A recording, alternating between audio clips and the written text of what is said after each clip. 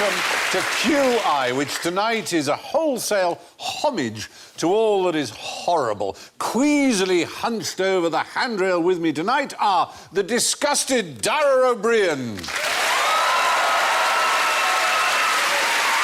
the appalled Chris Addison, the shuddering Sean Locke, and the slightly disturbed Alan Davies.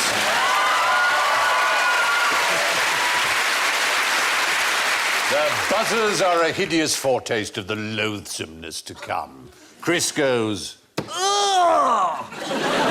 Dara goes... That is disgusting! Sean goes... Thank you, Sean.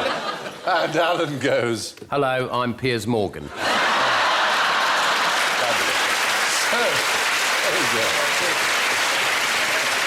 Pass the sick bag, Alice. Let's plunge in. Where do you think this little chap lives? Oh, I bet it's about your person, is it? It's certainly... Let's just say it is parasitical. It looks like it fits on the top of a pencil. There's a good luck charm for your exams. You know, like kids have stuff on the end of their pencils, yeah? Yeah. One of those? Or has someone's head been removed? Is it a massive thing? Ah! No, it's not that. I reckon it looks like it lives around something that's long. Yes. Long and it's got lots of blood in it. It's... Yeah. Maybe a couple of veins. It might have a couple of veins in it, maybe. Just to give it a bit of purchase, because it was just long and smooth, it would slide down it. Where are you going? Something that's got a certain texture Sean, to it, Sean, which has got a bit of give in it. I'm going to rein you in, Sean. I'm just... Yeah. You're kind of right. It's a slidey organ, a wet organ that it's... Looking at me for... I think looking at it, I think it lives in the dark. It's black all around it. Yeah, that's it in its natural environment. Yes. No, it's got that translucent, I'm not worried about how I look thing. Yes. Actually, it's a mouth piece. It's a mouth part that it latches onto. The tongue. The tongue. The tongue, yes. There's a tongue of a particular fish. It is indeed. It's called the tongue-eating louse. Is it the tongue of the... It is. Develops fins. Do fish have tongues? I have never heard of... Yeah. What? Really? What? Yes. Why? They have... Why? Well, how else are they going to whistle? This is the African blacktail. That's not its actual size, is it? Yes, it's a big fish. It's the African blacktail. The really gruesome thing about this louse is that it latches onto the tongue. You can see how big it is. And it sucks the blood out of the tongue such that the tongue disappears and it replaces the tongue. The animal thinks its tongue is actually this louse. And it lives in there quite happily and breeds, and its children live in the gills, and it just colonises the head. So when the fish sees that photo, it's going to be really embarrassing. Yes, No wonder everyone was looking at me oddly at that party. yeah. So the fish goes without a tongue, the louse gets free food. On the plus side, it just looks like it's on a massive space hopper. Does it die, the fish? No, it carries on with a false tongue. Well, parasites like to keep their host alive, don't they? Well, that's it. It's to their advantage, because the point is the food that passes into the mouth. It's probably not that bad. No. There's worse things happen to a fish, like being caught, as it has been there. Yes, by a human. Yeah. It probably finds the human more disgusting than the louse. Yeah. There's a flatworm that sort of inserts itself into crabs and then grows through all the parts of the crab till it pops out the top and then drives the crab around. Yes. Get out of the way! I'm after some seaweed! You're absolutely right. Well, there are other animals that you might like to know about. What's covered in snot and eats whales? No, some sort of nose parasite. Well, it's a parasite that eats whales. And it's a hole? Kind of, no. It feeds on the bones of whales. It is evolved... Is there a creature I don't know about? A massive creature that eats whales. Oh! The snot monster. It's this gigantic green thing that I've never seen. It would be big, wouldn't it? Yeah. Eats them like peanuts. I mean, everyone has a bit of a whale when it dies, and it Yeah. takes months for it to get... And it gradually gets... All of it gets consumed by the creatures of the deep. And the bits that fall right down to the bottom are the bones. And there's this extraordinary little... Snotty little bugger. It's literally little... Yeah, it latches into the bones and it brings out little feather-like plumes and it feeds off the nutrients and it's covered in mucus, so it's called a snot flower or muciflora. I've coughed something like that one. That looks like a bit like KFC. Tempura. Yeah. It does. Tempura, that's so middle class. Oh, if you're from Japan. Hey, no, actually, it doesn't look like KFC, like tempura. So other parasites worthy of mention. Tapeworms, how would you know if you had a tapeworm? You'd eat more than usual? No, oddly Do you know a enough. fact? I know a fact about tapeworms. Yeah. That 8% of people in this country have got tapeworms, which makes them more popular than dogs. There you are, the most popular pet. I heard a very interesting programme on the radio the other day about a man who was told that one of the benefits of having a tapeworm is it gets rid of asthma and eczema. And eventually he caught a tapeworm and it's got rid of his sort of crippling asthma and an eczema condition. It completely got rid of it. And he swears by it. He doesn't want to get rid of this tapeworm. You know, he just he eats more. And... Well, no, you don't eat more, actually. That's not true at all. Well, In fact, I added that bit on. Yeah, You're right. Quite. Put that in. Yeah. Put that in on purpose. It's a misapprehension. People think that, oh, it eats all your food, therefore you're bound to be really hungry. Yeah. In fact, it makes you nauseous. It eats a small amount of your food, but the irritation to the bowel and various other problems mean you actually lose appetite. Somebody told me once that to get rid of the worm, you have to starve yourself and then wave a steak in front of your mouth. And, you know, I was 16, I was chatting up this girl at 16. Not your mouth. You know, yeah, she was all about it. And then it would come up and then bob out and, you know. I was 16, she was saying this, I was trying to chat her up. You're trying to chat her up with tapeworm stories. It was her tapeworm story, right? Oh, I see, right. So what sort of length would you expect a tapeworm to be inside you? 8 metres. 14 miles. More, but 14 miles is perhaps a little long. Yes, A good half Thank hour. you for joining in. No, but 50 feet is not... it's not unacceptable. 8 metres isn't bad, is it? 8 metres isn't bad at all, no. But they can stay in you for 20 years.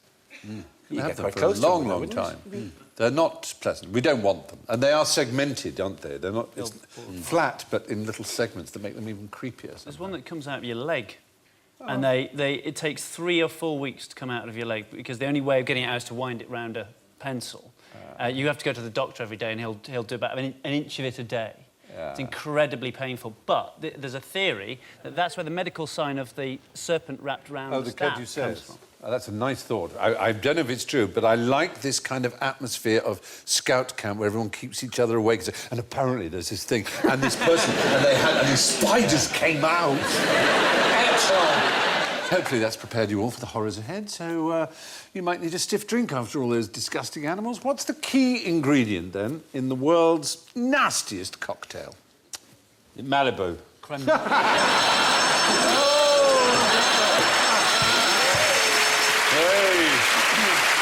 Yeah. I reckon you've got someone a really good, quick typist. Why is a child catcher now working as a barista? Why is I suppose it's to suggest nastiness. It is indeed Sir Robert Helpman. I think he's there to suggest nastiness. We're after a nasty cocktail. Is it a genuine drink? It's a genuine cocktail that is served in a genuine bar in a genuine place in a genuine country. There's one place. There's one place, and it's probably... Give us a clue? It's a part of the body. We're in a country that is sort of known for its cleanliness, probably, more than anything else, and for its... Japan. Switzerland. Canada, which they say of Toronto, it's New York run by the Swiss, so it's that kind of a place. But this is in the Yukon, in a mining bar, the Downtown Hotel, Dawson City. It's a part of a human being. An eye? Toenails. Well, toenails is good enough. Bogey. It's a toe. A toe. Toe. Yeah. The sourdough cocktail is the spécialité de la maison in the Downtown Hotel. Where did they get the toe? Yeah. Well, there's a whole story there. Yeah. It started in the 1960s when a figure called Captain Dick Stevenson, he'd been all kinds of things, from a male stripper to a miner to a lumberjack, all the, you know, the way that men are. Yeah. Exactly. And he found himself in an old cabin, and there was a pickled toe that had belonged to a rum runner back in the Prohibition days. And for some reason, he thought it would be amusing to offer as a challenge to put it in alcohol, and the idea was you drank it. And it became a very popular drink. You kept the toe, though. It moved from glass to glass. But the important thing was, there's a little rhyme, which is the key, is you can drink it fast, you can drink it slow, but the lips have got to touch the toe. So the toe has to touch. But unfortunately, there was a series of accidents. In 1980, Gary Younger, a local miner, accidentally swallowed the toe. So they found another one, this very nice lady called Mrs. Lawrence of Alberta, whose middle toe was amputated due to an inoperable corn, donated it. So you were then drinking a toe that not only was amputated, but had a hideous corn on it. And people... That lasted well. It didn't have to be alcohol. I've drunk worse than that. I remember being at a party once, no glasses, drinking tea and Maria out of a dog bowl. Wow. Saying, no glasses. Way. That's chicken, it's fine. So, yeah, they've gone through a lot of toes now. In fact, they have a collection. People know about this bar, so they donate their toes if they're going to be amputated. So they have some packed in rock salt in the back. You can choose your toe to have with it. He looks like he finds it hilarious. I can imagine going, hee, you're gonna have to drink the toe! That's brilliant, you're gonna drink the toe! I love that! It's only $5 a shot. They reckon 35,000 people have done it. Yeah. It's quite popular. I mean, you're likely to pass on germs, though, aren't you? All those people touching the same toe seems very unsavoury. Yes, you're right. Is a toe supposed to retain any flavour? Is it has it been pickled in a way that makes the drink more interesting, or is it just for the... It's just so you can say you've done it these days, isn't it? It's pretty... But it's leather now, I would imagine, isn't it? Well, leather and a hint of nail varnish. Anyway, there we are. Yeah, that's the Downtown Hotel in Dawson City in the Yukon, and it offers its patrons the sour toe cocktail, the liquor of your choice, garnished with a severed human toe. Could be worse, though. Give me one good reason to put a frog's bottom in your mouth.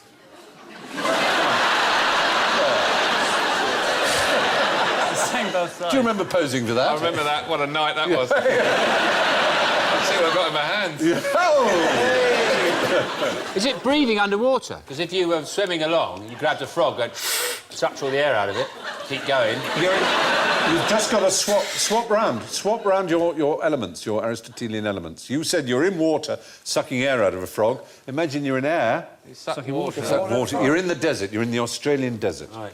And there's a number of species of frog who, in order to kind of prepare themselves for the dry season ahead, store a huge amount of liquid in the form of actually urine, but very weak urine. As you can see, they swell up quite a lot.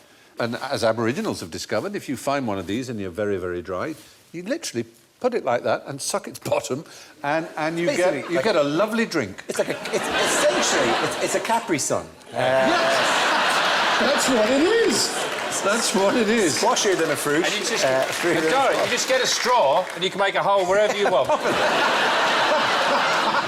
It's Cyclorana platycephalus, the little round frog with the flat head, essentially, also known as the water-holding frog. Presumably, though, the photo of it I'd like to see is the one after all of the water he'd carefully stored inside, and he's there all loose and going... and then to go find more water again. It is a bit mean, isn't it? Yeah. It buries itself under the ground in that condition in the summer and kind of sleeps, which is the opposite of hibernating. And there are points at stake for those of you who can tell me what the summer version of hibernating is. Hibernating is from hiber. Lobernating. Oh, that's a good... It's logical again. Lobernate. Hibernating? Etonation. You're so close, yes. It's... Your audience knows, I expect. It's squashing in a minute. Eastivation, they're saying there. Yeah, very good, yeah. Eastivation. And if that's made you feel ill, answer me this. And what's the best way to get rid of a leech? Stand near someone fatter. Just go. Go on. Off you go. Look at that. Check that out. Because you think they like going through fat, burrowing through fat to get to the blood. Well, I figured there'd be something a bit more tasty than my wizened. Your etiolated Dry. blood. Yeah. Well, you don't want to rip them off, do you? Why not? But doesn't that do more damage and leave bits of them in you or something? Oh. It's going to turn out to be ripping them off. Oh, yes. All right, burn it off. You want to burn it off, really? douse it in some sort of vodka whiskey spirit thing. You're safe with that one. You could try. right. Well, actually, the answer is simply just leave it. Ignore it. Yeah. It fills up and goes. Yeah. If you pull it off, you won't leave a bit of it behind, but nor will it help. It's kind of difficult to ignore when it's right there on Yeah, your that- nose. I agree. You're having to... Sorry, They're usually going to be on the legs, though, because there are all kinds of misapprehensions about leeches. One is that they drop, they're sort of evolved to drop down onto your neck. Nearly always going to be on your legs, because they're going to be in the water. If you pull them off, they don't leave bits of themselves behind, but they're anticoagulant, means you will bleed for quite a long time. Whereas if you let them finish it off, they actually seal off the wound nicely, and you've only lost about a teaspoonful of blood. Aren't they trying to experiment with the anticoagulant to Yes. find ways of stopping haemophilia and so on? That's right. Wales was the capital of British leech farming. You'd be pleased to know. There's still one left. There they're called leeches. Leeches. Yeah, very good, with 2 L's, that's it. Does it hurt? Not really, no. I've had a leech. I mean, you don't actually notice. Someone usually points it out. It hurts if you pull it off, so that's the point. Just How leave did it and you it'll get drop yours off. I was told just to leave it, exactly. They just said, how- you've how got a leech there, and I looked at it. Still there now. No, it's not still there. 5 years later. Huge great leech. Giving it a name, read its story. Nurturing it. How long very before it falls off? How long disappointing. before it fills? How long Oh, no, not very long. I mean, you know, it'll be there for 10 minutes or so. And it doesn't Oh, leave you a that'll sting be- like a mosquito. No. But if you burn one, it will come off, won't it? It will, but it's bad for it. It will make it vomit, which is a bad thing, because other blood it's got in it may go into you from someone else. It's just completely unnecessary. Just leave it be. It's nothing like as annoying as a tsetse fly, for example. Or a human. Or as painful. Or a human that bit you, for example. Yeah. People used to farm them. People used to stand around in sort of pools of water Exactly. and get them all over their legs, and then presumably they used to take them off. So they must. Well, they'd wait for them, yeah, that's they- right. were They'd they just sort waiting of for them peel then, them did off they? when they finish. Pop them into buckets, sell them. do The they National sell them Health Service, well, to doctors. right. I mean, another name for a physician was a leech. It's what you called a doctor, because one of the most popular cures, so-called, for anything, was bloodletting. And leeches were actually the least harmful. Those are the worst kind, what a doctor would call the phlebotomy, a cutting of the vein. And they're huge bowls of blood. I mean, really, were constantly. It was terribly bad for people. But that was considered to be the basic cure for almost any fever. Whereas a leech, mind you, they'd use about 50 of them, but they'd cover you in leeches. But they're used today in surgery. The NHS buys thousands of leeches a year. There's some. What surgery do they use it in? Well, in microsurgery, it kind of repairs the blood vessels quite well, seals them up properly. It's really very helpful, it seems. I hope the leech guy in the surgery dresses differently to the rest of the operation staff. I hope the leech guy arrives in like the child catcher. Yeah, Arrives in a fancy hat with leeches hanging off it. And then he arrives in, hello, the leech man. So, leeches won't do you much harm if you just let them finish their meal. Now, what was a really horrible way of transporting smallpox vaccine? Was it by Marty Feldman? God bless him, I remember that scene so well, don't you? You mean now, when are they transporting smallpox? No, now you would Within an transport animal. smallpox. You infect an animal and then you transport the animal Sheep. and then you take You've got the right principle. It's actually not an animal, though. People?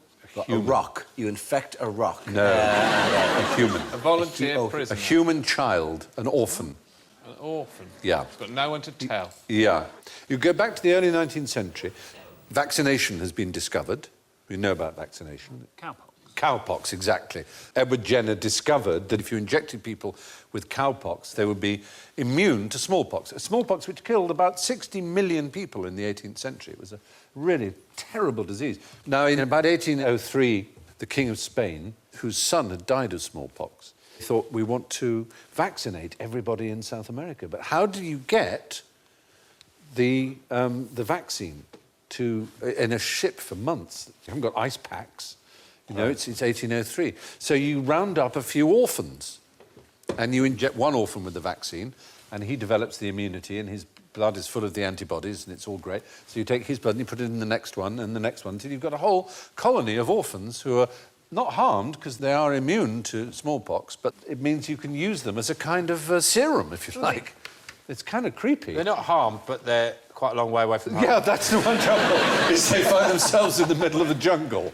The British, I'm afraid, we did it too. We did it with low-caste Indian boys. It's a pretty squalid thing to do, but it did work. It saved hundreds of thousands of lives, but as you say, at the expense of some rather bewildered Spanish orphans. Yeah, but presumably they weren't brought there and then summarily killed. No, not killed, but they were just left there, presumably. I mean, they were orphans anyway, so you may say maybe they wouldn't have had that good a future in Spain in 1803. Yeah. So maybe their lives went well for them in South America. Who knows? Too late now, anyway. Nothing we can do about it. No, there isn't. You're right.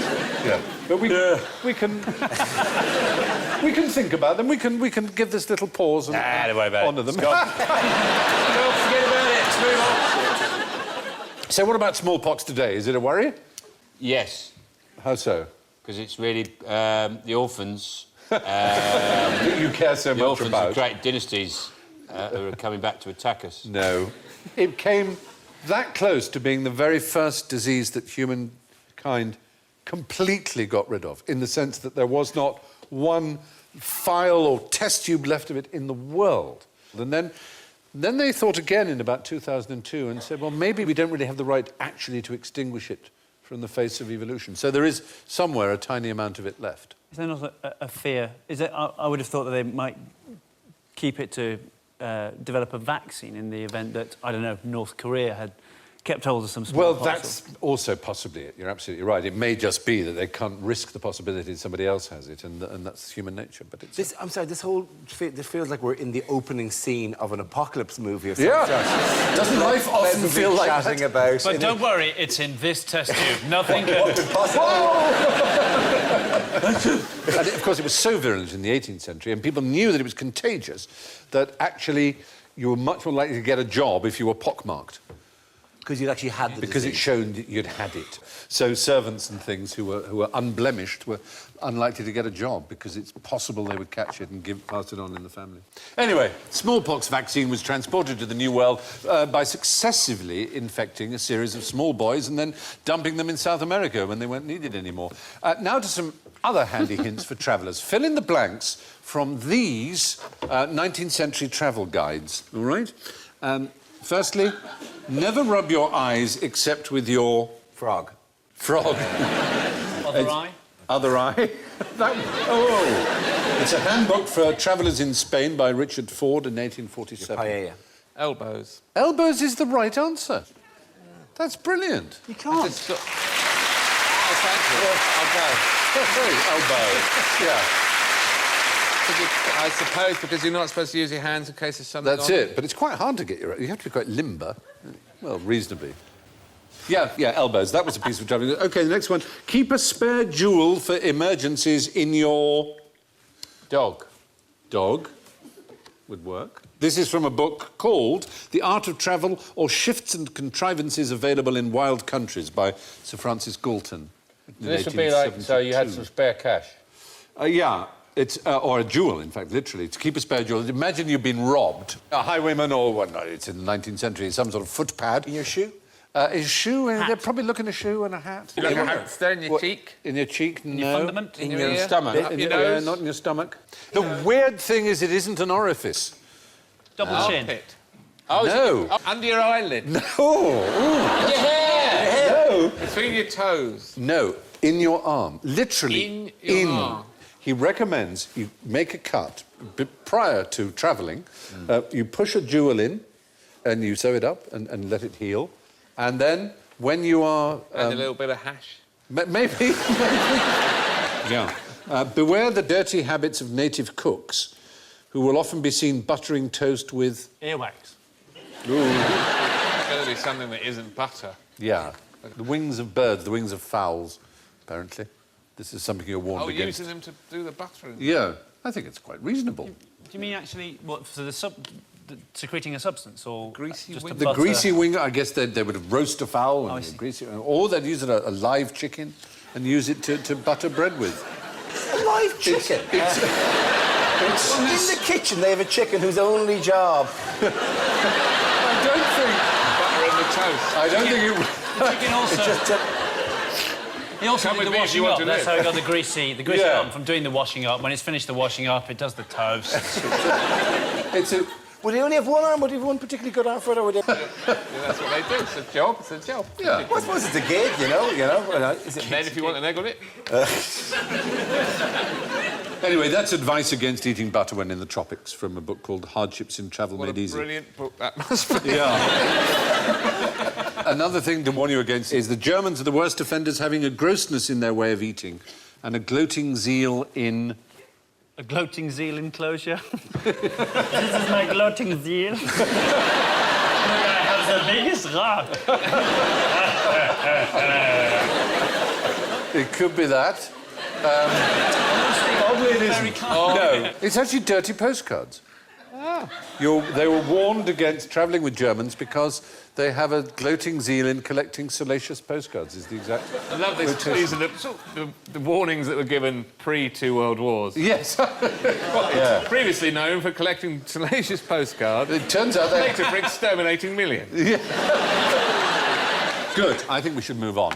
How can you tell if you've got Bonnie and Clyde syndrome? Is it those people who've got, like, one half they're dressed as a man and the other half they're dressed as a woman? And they sort of go do variety shows in probably somewhere like Albania these days, and probably the only place to have them. It's not... Has that woman on the left got it? No, I don't think so. Peculiarly enough, Bonnie might have had it, but Clyde certainly didn't. It's a paraphilia. Do you know what a paraphilia is? It's an erotic attachment to something wrong. Or Yeah, it's like outside- a fetish or a taboo or something like that. It can be for a physical... not necessarily bank robbery. It's one of the few paraphilias that more women have than men, this particular one. It's called hybristophilia. Women who fall for very dangerous, violent criminals. Right. In Britain alone, there are estimated to be at least 100 women who are engaged...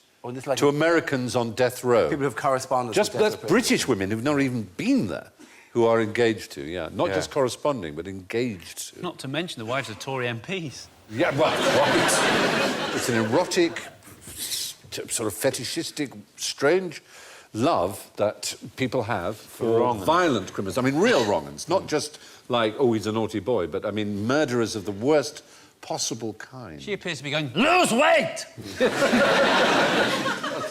That's the real Bonnie and Clyde. Yeah, the casting was quite favourable to them. It was, wasn't it? I've never seen a picture of them. Yeah. He just used to wear a hat. They're no Faye Dunaway and Warren Beatty in real life, has to be said. No, the real Clyde Barrow was an absolute institutional criminal. I mean, a really violent, unpleasant man who murdered a lot and killed many people. But Bonnie might have had this. A lot of the gang members said she never raised a gun or killed anybody, and that she was fond of poetry, she was privately educated, she was intelligent, and maybe she actually had hybristophilia for Clyde. So why do we think men don't get... Why would men not find that as appealing? I don't know, maybe it's something to do with that, with the risk of being sort of clichéic about these things, that some of women's belief that they can improve people in a way that men don't seem to have that desire to believe... seriously violent criminals are quite good at sex. Are they? I don't know, I'm just guessing here. You've got to say they are, otherwise I'll blow I your imagine brains. I imagine they're quite horny. Maybe they're just... On a moped. There are various theories given. They're glamour for notoriety, vicariously gratified propensity for violence themselves, religious fervour, sometimes evangelical Christians who think that they can convert there's a very sad case of two Christian sisters from Australia called Avril and Rose who left marriages they were already in, so-called boring marriages, for two criminals in Australia. Avril was battered to death with a hammer by her husband as soon as he was let out of prison, having married him when he was in jail.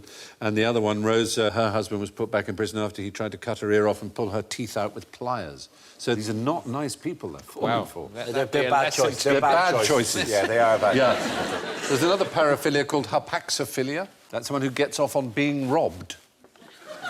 That exists. Oh, yeah. Did you see the documentary with the guy who fell over the car? There's a guy who... Oh, yes. Yeah. How to say you would have sexual relations with genuinely cars. would, yeah. Yeah. And they brought two of them together, two of these guys, in a kind of weird kind of... Well, we're being together, they'll have something to talk about. The two of them. But one of them shagged the other guy's car. I'm really angry about this. Well, there you are. That's the Bonnie and Clyde syndrome. hybristophilia. And it's an attraction to people who've committed terrible crimes or atrocities. Name a pizza topping that eats insects. Dara. I get to be Mario in this situation. Anchovies. Is it? Oh, dear me, no, not anchovies. Olive. Sorry? Olive. Not olive. Spiders. No, is that a pizza topping? Well, yeah. Pineapple. Yeah, you can put anything on a pizza. Pineapple, no. It's no more ridiculous than pineapple on a pizza. Yeah. Spiders. Cheese. If someone said to me, do you want spiders on that? I go, yeah, all right. Would If you can have a chicken tikka pizza, I think spiders is a very small leap further. Do you? than that. Peppers. Not I've peppers. forgotten what the question is now. What? Tomatoes. Pizza topping. Tomatoes is the right answer. 50 points. Yeah, maybe. Some points. Some points for the Yeah, they eat insects. Tomatoes eat insects. It's not their only diet. As we know, tomatoes grow like a lot of fruits and vegetables. They draw their nutrients out of the soil and can be grown hydroponically. But also, they have another way of ingesting nutrients, and that is trapping insects in the furry, the hairy stems. They die and they absorb their nutrients. So this they is- are insectivorous. Not while they're on a pizza, though. Not while they're on a pizza. That'd be Sir. bad news for the spider, wouldn't it? If you're watching your spider pizza and then they get eaten by the tomato. Fortunately. Well, that's how you get the That- flavour. That's how you get that lovely spidery tomato flavour. They trap them, and so they fall down into the ground and then are absorbed up through the soil. But it's a way of collecting richer soil by filling it with dead insects. You see? OK, very good. Tomatoes trap insects in a deadly embrace on their hairy stems and use their decaying bodies as fertiliser. But what is it that this flower behind me eats that Louis XIV ordered to be removed from the corridors of Versailles once a week? Peasants. Not peasants. You want to get a sense of the scale of the flower. That central bowl shape is about the size of a palm of a human hand. Like a mouse. Well, a mouse-like animal, that plant is a really extraordinary plant. It's a lavatory plant. It's a toilet seat. It looks like a toilet seat, toilet with a seat, a bowl, and that's what it is. It is an amazing achievement of evolution. It attracts a little shrew by giving out a sweet, buttery smell, and the shrew sits on it like that, and it has to face that way because that's where the smell is, and it can lick its nectar from there. And this shrew poos when it eats. it's its habit. So the poo goes into the plant and gives the plant about 70 to 100% of its nitrogen. So it's a fabulous system. That shrew's going, do you have to take a photo now while I'm on the job? But isn't that a pleasing way for a plant to develop? So hang on, the thing that Louis had removed was poo, basically. Yes, poo. Yeah. Once a That's where he week. got the name Louis. Once a week from Versailles in the corridors because he was a hygienic fellow. Once a week. Into these plants. No,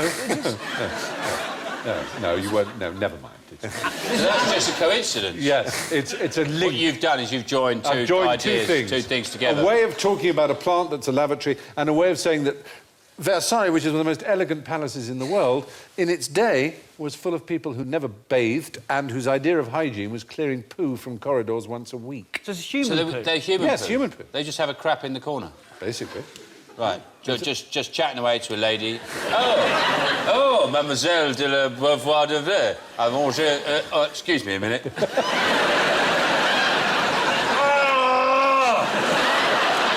No, that was German. Qu'est-ce que vous allez à Versailles maintenant, plus tard? Funny 'cause They're not fanning themselves. Say, when we broadcast this bit, can we get proper subtitles for what Sean just It will be hard. Yeah, I speak French. Yeah, pretty good. Pretty good. You so do. I'm not quite sure necessarily in front of ladies like that, but the point is it's a very robust, non-bathy sort of place in which the poo piled up in corners. They got gardens. It's famous for the gardens, Versailles. Yes. There's bloody gardens everywhere. Not poo in the garden. Someone spent ages making Yeah.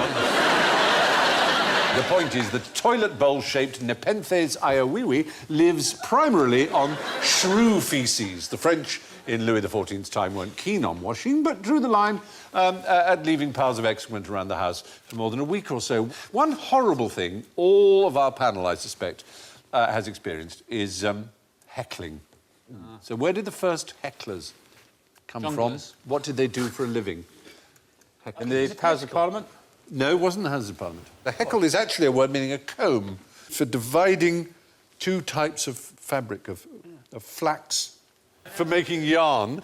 And people who did that were called hecklers. And there was a particular place. Where was the capital of the jute industry in the 19th century? Scotland, Dundee. In Dundee, yes, absolutely right. And the Dundonian heckler was known to be a troublemaker, a rabble-rouser. Violent harangue and ferocious debates they were known for. And so to publicly question, to shout, to harangue, was like being a heckler. It was a back formation. You were a heckler, and so what you did was to heckle. And that's where the word comes from. I thought you'd like to know that. That's interesting, yeah. Have you been heckled much? No. You've had an easy life. I didn't used to get heckled. If people didn't like me, they just start talking amongst themselves. I remember seeing two girls in the front row of the comedy store. One turned to the other and went, "He's lost it." That's very disturbing. Really gets under your skin, then.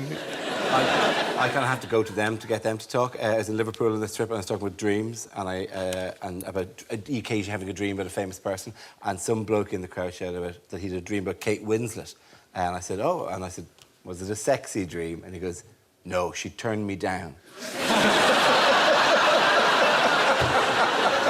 In his own head. I had a dream about Kate Winslet. I said, but because I said to him, I said, were you disappointed? And he goes, "Nah, I didn't hit her with my best stuff." That's very strange. I had a dream about Kate Winslet, and in my dream of Kate Winslet, it didn't quite work out either. Wow, she's like a Freddy Krueger of teases. Well, thank you very much. Yes, hecklers were originally people who split the fibres of flax and hemp to spin into yarn. And so, with a cough and a retch, we bring up the bolus that is general ignorance. So, fingers on buzzers. Where does a snake's tail begin? After its bottom. Is the right answer. After its bottom. Absolutely right. Yep. That's simple. And as you know, Stephen, I studied snakes for many, many, many years. I'm one of the world's leading snake pathologists. Herpetologist? Snake herpetologist. Ophidian expert. We don't call ourselves that. Don't you? This is the rebranding. Yeah. It's called a cloaca.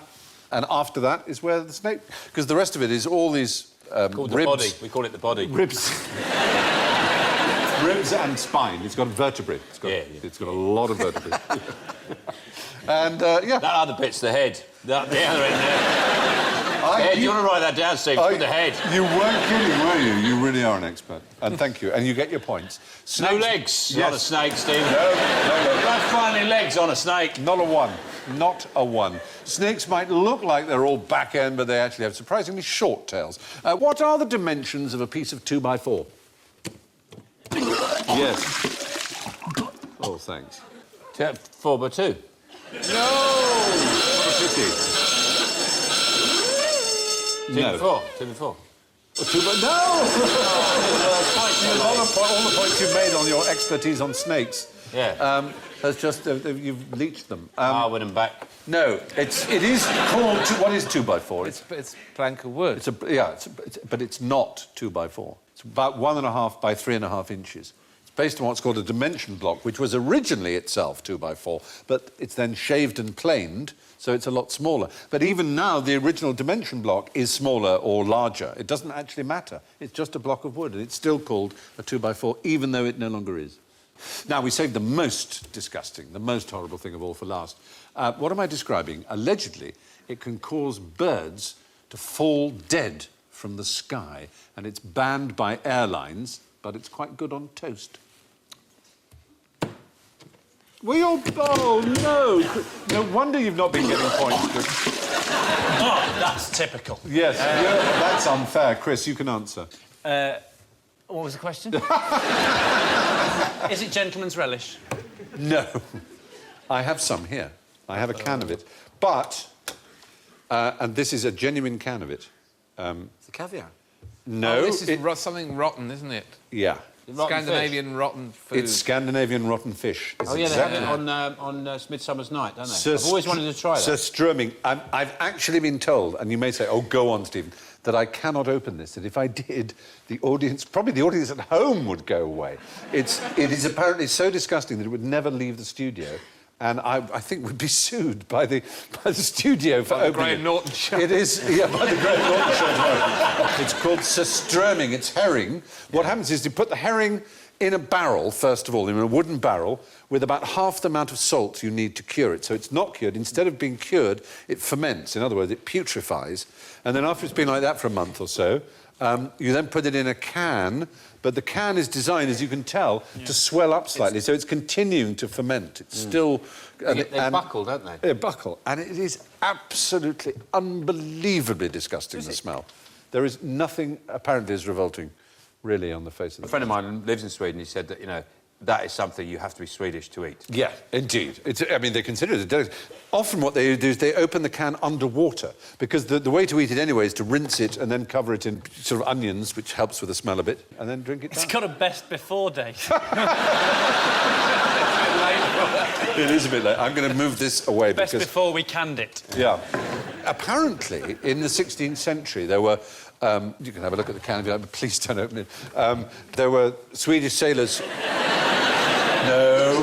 Who ran out of salt, and they had this rotting fish, and they found some Finnish islanders that they sold it to, thinking that, you know, they're idiot foresters and who know no better. And then a year later, they came back and they met these same people, and they said, can we have some more of this rotten fish, please? So they thought, oh, maybe it's good. So they tried it themselves, and apparently it is tasty, even though it smells... It's a can. Beyond anything. Yeah, I'm glad to say the can is holding up. So, there you are. Surströmming Baltic herring, fermented in cans with foul-smelling and explosive, but allegedly delicious results. And so, we head now staggering towards the bucket, and there only remains the horrible embarrassment of the scores. And, well, I have to say, totally repulsive as they all are, it's pretty impressive. In first place, repulsing all comers, with a positive 2 points, Dara Briain!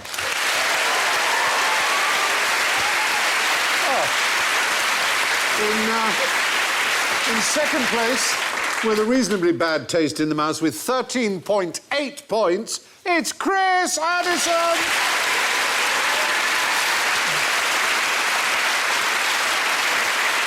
Gagging slightly from time to time, Sean Locke with minus 33!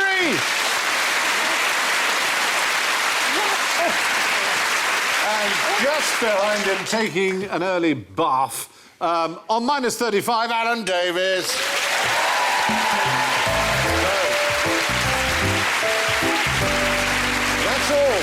That's all from the stomach-churning edition of QI. So it's good night from Chris, Sean, Dara, Alan and me. And one final word of advice. If you can't be a good example, try to be a horrible warning.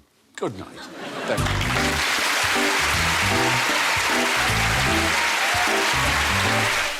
A brilliant lineup on Buzzcocks next on BBC Two with Dragon Peter Jones and Mel B livening things up. And there's more comedy on Monday night at 10. Join Rob Brydon on The Trip.